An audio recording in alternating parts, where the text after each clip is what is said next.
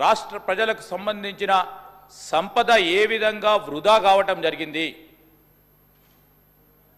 ఆనాడున్న ప్రభుత్వం తీసుకున్న అనాలోచితమైన నిర్ణయాల వల్ల ఇష్టారాజ్యంగా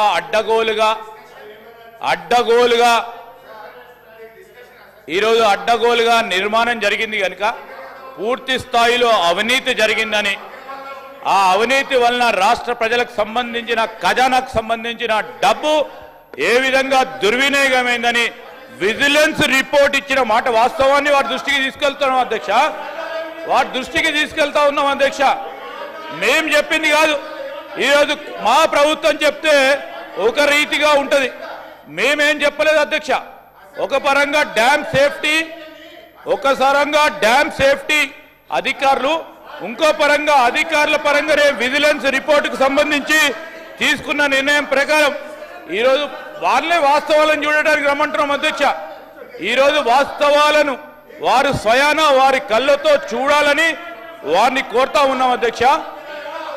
ఈరోజు మేము వారిని కూడా కోరేది ఒకటే. ఈరోజు నా నియోజకవర్గానికి సంబంధించిన 3 బ్యారేజీలు కట్టిన అధ్యక్ష.